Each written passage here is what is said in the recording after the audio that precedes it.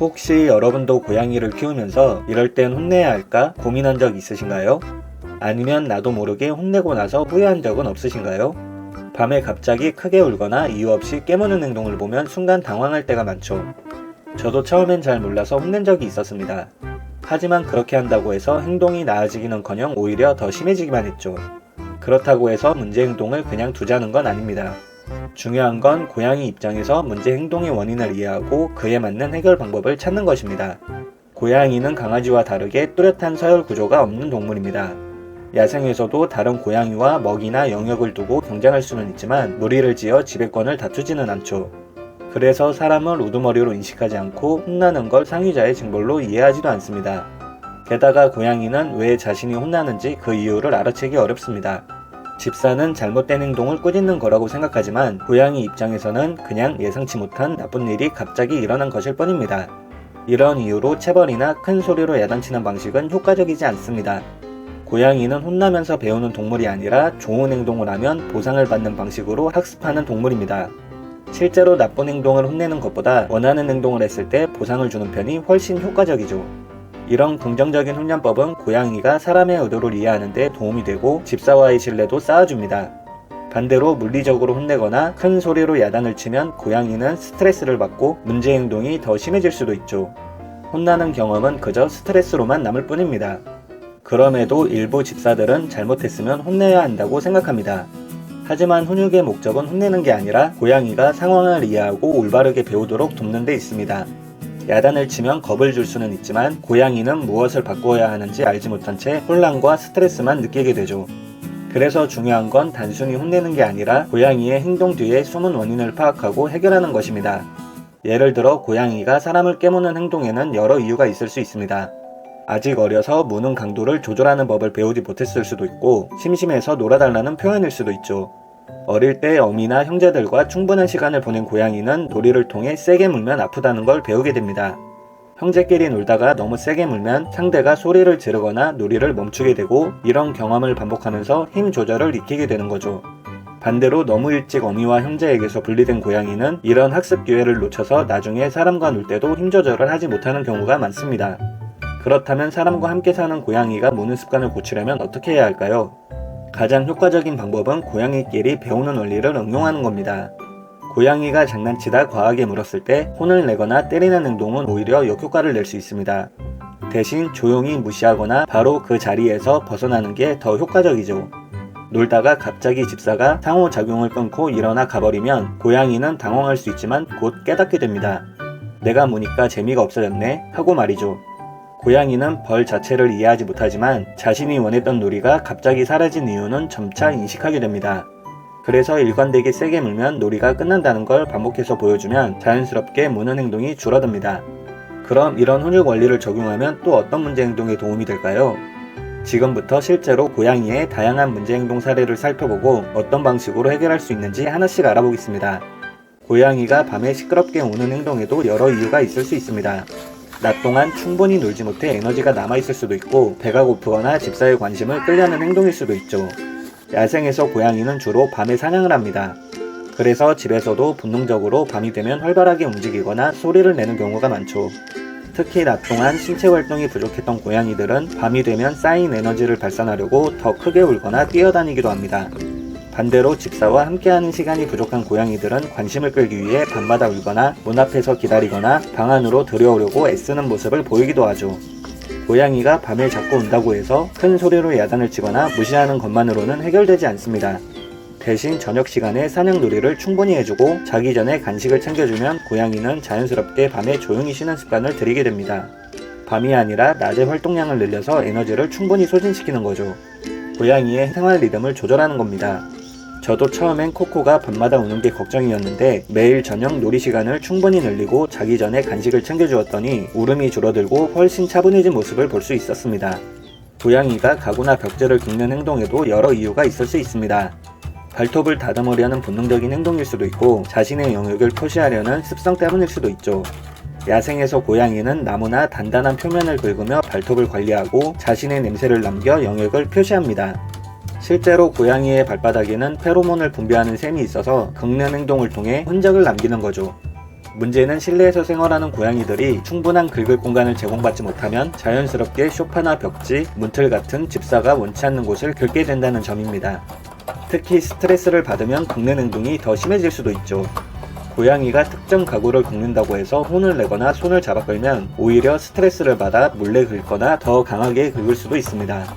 대신 고양이가 자주 긁는 곳 근처에 스크래쳐를 배치하고 캣닙이나 간식을 활용해 긁는 장소를 바꿔주는 게 효과적입니다. 스크래쳐를 충분히 제공하고 고양이가 긁고 싶은 욕구를 자연스럽게 그곳으로 유도하는 거죠.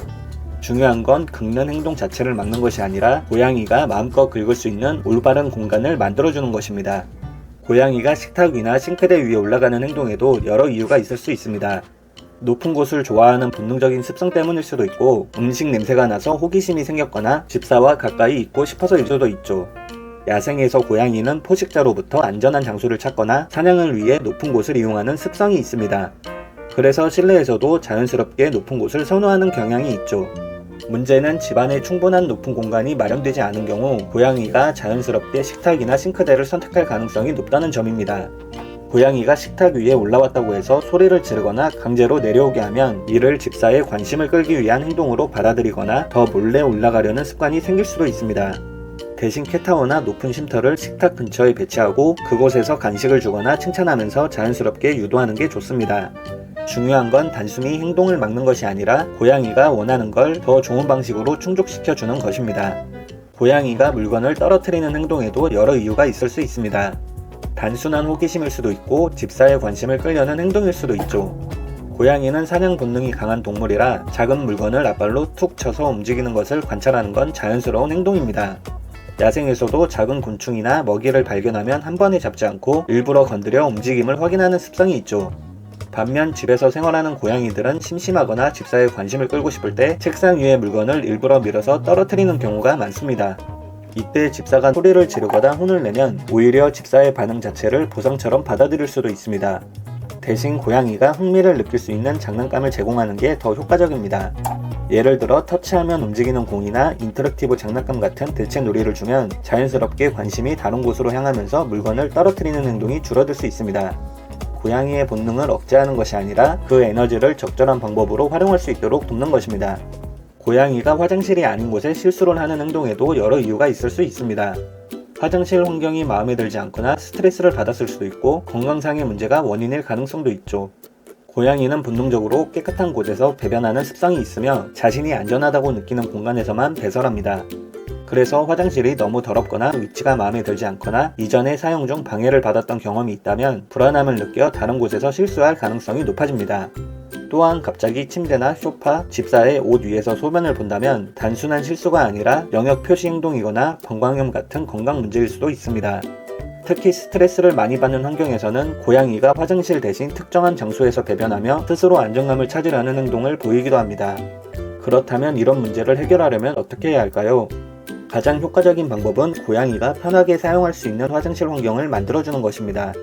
화장실은 항상 깨끗하게 유지하고 위치를 조정하며 필요하면 개수를 늘려주는 것도 방법이죠. 고양이가 실수를 했다고 해서 소리를 지르거나 혼을 내면 오히려 화장실을 더 불안한 장소로 인식해 더 은밀한 곳에서 실수를 반복할 가능성이 높아집니다. 대신 고양이가 실수한 공간을 깨끗이 정리하고 냄새를 완전히 제거한 후 해당 공간을 화장실로 착각하지 않도록 가구 배치를 조정하는 것이 중요합니다. 고양이가 화장실을 안전하고 편안한 공간으로 느낄 수 있도록 환경을 조성하는 것입니다. 고양이가 문을 긁거나 문고리를 흔드는 행동에도 여러 이유가 있을 수 있습니다. 문이 닫히는 걸 싫어하거나 집사와 떨어지고 싶지 않아서일 수도 있고 호기심이 생겨 문을 열어보려는 시도일 수도 있죠. 고양이는 자신의 영역이 제한되는 걸 좋아하지 않는 동물입니다. 문이 닫혀 있으면 저 안에는 뭐가 있을까? 왜 못 들어가게 하지? 하는 생각에 더 큰 관심을 보이는 경향이 있습니다. 반대로 평소에 문이 닫히는 경험이 거의 없는 고양이라면 갑자기 방문이 닫혔을 때 더 불안함을 느끼고 강하게 문을 긁거나 소리를 내며 항의하는 경우도 있습니다. 고양이가 문을 긁을 때마다 문을 열어주거나 반응하면 문을 긁으면 열리는구나 하고 학습할 가능성이 높아집니다.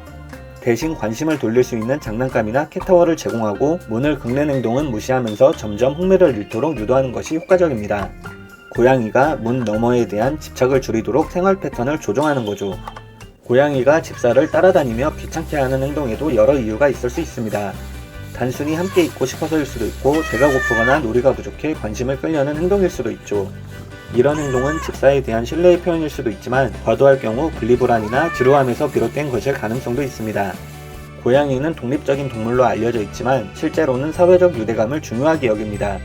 혼자 있는 시간이 많은 고양이일수록 집사가 집에 있을 때 최대한 많은 관심을 받으려 하고 계속 따라다니거나 집사가 무언가를 할 때 방해하는 행동을 보일 수도 있습니다. 터널이나 자동 장난감, 캣타워 같은 놀이 요소를 활용하고 놀이 시간을 일정하게 정해 집사와의 상호작용을 균형 있게 유지하는 것이 중요합니다. 집사가 없을 때도 지루하지 않도록 혼자 놀 수 있는 장난감이나 놀이 공간을 마련해 주는 거죠. 고양이가 집사에게만 의존하지 않고 스스로 시간을 보낼 수 있도록 도와주는 것입니다. 지금까지 살펴본 것처럼 고양이의 문제 행동에는 항상 이유가 있습니다.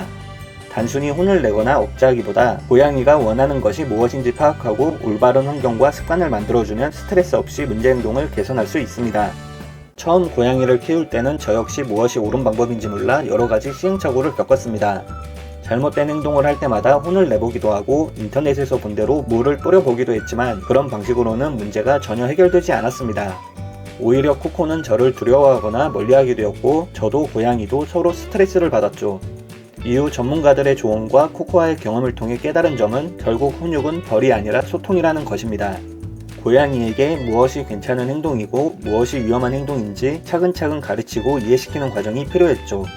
제가 먼저 고양이의 입장을 이해하고 원인을 살펴보니 혼낼 일도 거의 생기지 않게 되었고 오히려 더 빨리 문제 행동이 개선되었습니다. 혹시 여러분도 고양이를 키우면서 비슷한 경험이 있다면 댓글로 남겨주세요. 여러분의 이야기도 함께 나누면서 더 많은 집사들이 고양이와 행복한 시간을 보낼 수 있으면 좋겠습니다. 오늘 내용을 정리해보면 고양이는 혼내서 말을 듣게 할 수 있는 동물이 아닙니다. 혼을 내는 방식의 훈육은 오히려 신뢰를 깨트리고 고양이에게 불필요한 스트레스만 줄 뿐이죠. 긍정적인 강화와 이해를 바탕으로 한 훈육이 고양이에게는 맞는 방법입니다. 잘했을 때 칭찬과 보상을 해주고 문제 행동을 할 때는 큰 소리로 야단치기보다는 조용히 행동을 교정해보세요. 고양이는 시간이 걸리더라도 결국 집사의 진심을 이해하고 더 좋은 행동을 스스로 선택하게 될 것입니다.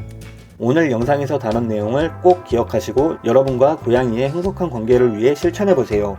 특히 고양이에게 좋은 공간을 만들어주는 것이 중요하다는 점 기억하시죠? 다음 영상에서는 스마트하게 캣타워 잘 고르는 방법에 대해 알아볼 예정입니다. 고양이가 더 편안하고 행복하게 쉴 수 있는 공간을 만드는 팁을 알려드릴 테니 지금 바로 구독하시고 다음 영상도 놓치지 마세요. 오늘도 시청해주셔서 감사합니다.